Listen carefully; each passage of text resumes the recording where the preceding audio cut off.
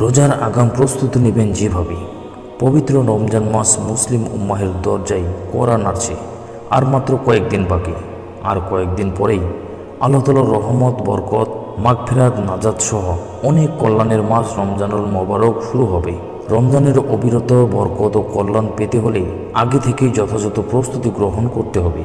কেননা যে কোনো গুরুত্বপূর্ণ কাজের ভালো প্রস্তুতি মানেই এই কাজটি অর্ধেক পূর্ণতা ও সফলতা অর্জিত হয়ে যায়। রাসূল সাল্লাল্লাহু আলাইহি সাল্লাম ইরশাদ করেছেন, নিশ্চয় আল্লাহর কোনো বান্দা যে কোনো ভালো কাজ বা আমল যদি যথাযথভাবে উভয় উত্তম উপায়ে করে, তবে সেই আমল বা কাজ আল্লাহ তাআলার পছন্দনীয় হিসেবে গ্রহণ করেন। আর এই জন্য বরকত ও কল্যাণের গুরুত্বপূর্ণ মাস রমজানের বেশ কিছু আগাম প্রস্তুতি রয়েছে।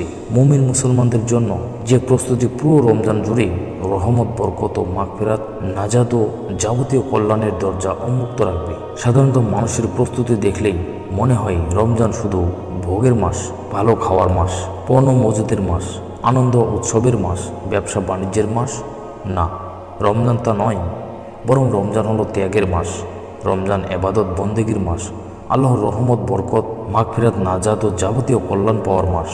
রমজান আসার আগে প্রস্তুতি মানে খাবারের বিশাল সমাহার সংগ্রহের প্রস্তুতি নয়, বরং আত্মিকভাবে নিজেকে প্রস্তুত করার মূল বিষয়।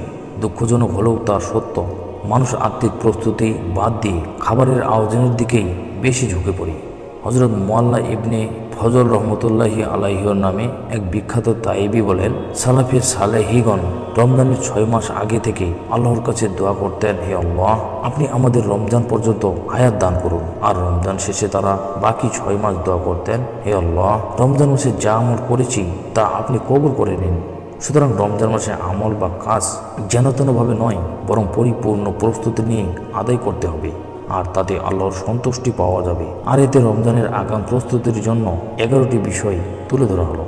1 নম্বর, তওবা ইস্তেগফার করা। রমজানের আগের সব গুনাহ থেকে তওবা ইস্তেগফার করতে হবে। কোনো অন্যায়কারী যদি ভাবে যে রমজান চলে এসেছে আর আমার সব গুনাহ এমনিতে ক্ষমা হয়ে যাবে, বাস্তবে বিষয়টি এমন নয়। বরং আগে থেকে তওবা ইস্তেগফার করে রমজানের যাবতীয় কল্যাণ লাভে নিজেকে প্রস্তুত করা খুবই জরুরি।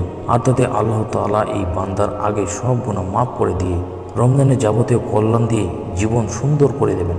এই জন্য বান্দা বেশি বেশি পড়বে, আল্লাহুম্মা গফিরলি, হে আল্লাহ, আমাকে ক্ষমা করে দিন। 2 নম্বর, রমজানের সব উপকারিতা স্মরণ করা। বরকতময় মাস রমজান সম্পর্কে কোরআন ও সুন্নাহ যেসব ফজিলত, মর্যাদা ও উপকারিতা বর্ণনা রয়েছে, রমজান শুরু হওয়ার আগে সেসব সম্পর্কে জেনে নেওয়া। যেসব উপকার পেতে কোরআন সুন্নাহের দিক নির্দেশনাগুলো মেনে চলার প্রস্তুতি নেওয়া। মাস রমজান আসতেছে, মানসিকভাবে বারবার এই কথা স্মরণ ও নেক আমলের প্রস্তুতি গ্রহণ করতে বেশি বেশি করা। হে আল্লাহ, আপনি আমাদের রমজান পর্যন্ত পৌঁছে দিন, অর্থাৎ রমজান পর্যন্ত হায়াত দান করুন। 3 নম্বর, মানসিক প্রতিজ্ঞা নেওয়া। রমজান মাসের পরিপূর্ণ সওয়াব ও ক্ষমা পেতে মানসিকভাবে প্রস্তুতি গ্রহণ করা। জীবনভর যত গুনাহ করেছি, এ রমজানের সেসব গুনাহ বা অন্যায় থেকে পরিপূর্ণ ক্ষমা পেতে হবে, সবচেয়ে বেশি সওয়াব পেতে হবে। রমজান শুরু হওয়ার আগে এ প্রতিজ্ঞা গ্রহণ করা জরুরি। আফসোসের বিষয়, অনেক সময় পূর্ব প্রস্তুতি না থাকার কারণে রমজান প্রিয় মুমিন মুসলমান পরিপূর্ণ সওয়াব ও ক্ষমা পাওয়া থেকে বঞ্চিত হয়। প্রতিজ্ঞা এমনভাবে করা যায় যে চাকরি বাকরি, ব্যবসা বাণিজ্য বা নিজের কাজ যেমনই হোক, আমি আমার বিগত জীবনের সবই গুনাহ থেকে নিজেকে মাফ করে নেব। আমার প্রতি আল্লাহকে রাজি খুশি করিয়ে ছাড়বো ইনশাআল্লাহ। 4 নম্বর, ভাঙতি রোজার কাজা আদায় করা। রমজানের শুরু হওয়ার আগে বিগত জীবনে অসুস্থ হওয়ার কারণে বা সফরের কারণে রমজানে ফরজ রোজা কাজা হয়ে থাকলে তা যথাযথভাবে আদায় করে নেওয়া। বিশেষ করে মা বোনেদের ভাঙতি রোজা থাকতে পারে, তাই রমজানের আগে শাবান মাসের এ সময়ে কাজা রোজা আদায় করে নেওয়া। এতে 2টি ভালো আমল বাস্তবায়িত হবে। প্রথমটি, বিগত জীবনের কাজা রোজা আদায় হবে, রমজানের রোজা পালনের প্রতি আগ্রহ বাড়বে। দ্বিতীয়ত, সুন্নতের অনুসরণ হবে। রমজানের আগের মাস শাবানে প্রিয় নবী সাল্লাল্লাহু আলাইহি সাল্লাম বেশি বেশি নফল রোজা রাখতেন। রমজানের প্রস্তুতি গ্রহণ করতে কাজা রোজা আদায় করার মাধ্যমে সুন্নাহের অনুসরণও হয়ে যাবে। 5 নম্বর, সাধারণত ক্ষমা চাওয়ার চেষ্টা করা। আল্লাহ তাআলা রমজান মাসে অনেক মানুষকে জাহান্নামের আগুন থেকে মুক্তি দিয়ে থাকেন। তবে এ সাধারণ ক্ষমা সবার ভাগ্যে জুটে না, কেননা এ ক্ষমা পেতে হলে 2টি কাজ থেকে বিরত থাকতে হবে। ক্ষমা প্রার্থনা করে তা থেকে ফিরে আসতে হবে। তা হলে শিরক থেকে মুক্ত থাকা।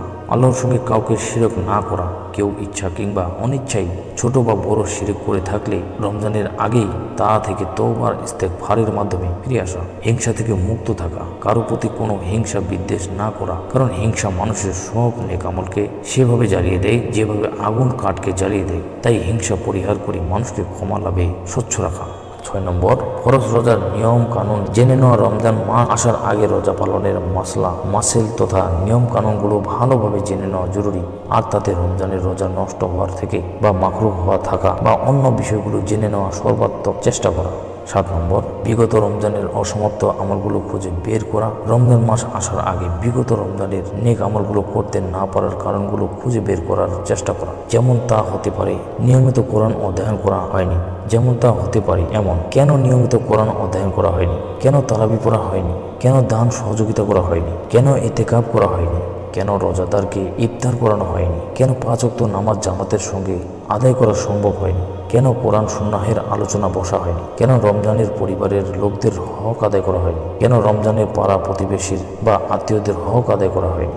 এই বিষয়গুলি চিহ্নিত করে নেওয়া, যেন এই বছর রমজান আসার আগে চিহ্নিত কারণগুলো থেকে নিজেকে বিরত রেখে কিংবা পূর্ণ প্রস্তুতি গ্রহণ করে কল্যাণকর সব নেক আমলগুলো করা যেতে পারে। 8 নম্বর, শাবান মাস জুড়ে রোজা রাখার মহড়া চালু রাখা। রমজান মাসের বেশি বেশি ইবাদত করতে বা রোজা রাখার জন্য শাবান মাসে বেশি বেশি নফল রোজা রাখা, বেশি বেশি কোরআন অধ্যয়ন করা, নফল নামাজ পড়া, তওবা ইস্তেগফার করা, ত্যাগের মানসিকতা তৈরি করা, দান সদকা শুরু করা, যাতে এই মহড়ার বাস্তবায়ন পুরো রমজান জুড়ে সুন্দরভাবে চালানো যায়। 9 নম্বর, রমজানের 24 ঘন্টার রুটিন তৈরি করা। রমজান মাস জুড়ে যেই কাজে থাকুক না কেন পুরো সময়টি কোন কোন কাজে কিভাবে ব্যয় হবে তার একটি সম্ভাব্য রুটিন তৈরি করে নেওয়া। আগাম রুটিন থাকলে রমজানের চরম ব্যস্ততার মাঝেও নেক আমল সহ অন্যান্য কাজগুলো ইবাদতের মাধ্যমে কেটে যাবে। এই কথায় সব কাজের তালিকা করে নেওয়া। 10 নম্বর, রমজানের চাঁদের অনুসন্ধান করা। শাবান মাসের 29 তারিখ সন্ধ্যায় চাঁদের অনুসন্ধান করা সুন্নত। বিলুপ্ত হওয়ার পথে থাকা এই সুন্নতিকে আবারও জীবিত করা, পূর্ব পরিকল্পনা গ্রহণ করা। রমজানের চাঁদ দেখার খবর শুনেই হৃদয়ের গভীর থেকে আল্লাহর কাছে মুমিনের আকুতি ভরা প্রার্থনা হবে এমন: হে আল্লাহ, আমাকে শান্তিময় রমজান দান করুন, রমজানকে আমার জন্য শান্তিময় করুন, রমজানের শান্তিও আমার জন্য কবুল করুন। 11 নম্বর, বেশি বেশি দোয়া। রমজানের আগে আল্লাহর কাছে এই প্রার্থনা করা: হে আল্লাহ, আমি যতই চেষ্টা করি তোমার তৌফিক বা ইচ্ছা না থাকলে আমি যেমন রমজান পাবো না, আবার রমজান পেলেও বরকত লাভে সক্ষম হব না। সুতরাং রমজান ও রমজানের নেক আমল করার তোমার কাছে চাই। হে আল্লাহ, রমজানে মুসলিম উম্মাহকে সৌভাগ্যবানদের কাতারে নাম লেখানোর তৌফিক দান করুন, রহমত মাগফিরাত ও নাজাতের কাতারে শামিল হওয়ার তৌফিক দান করুন, রমজানের আগাম প্রস্তুতি গ্রহণ করার তৌফিক দান করুন। আমিন।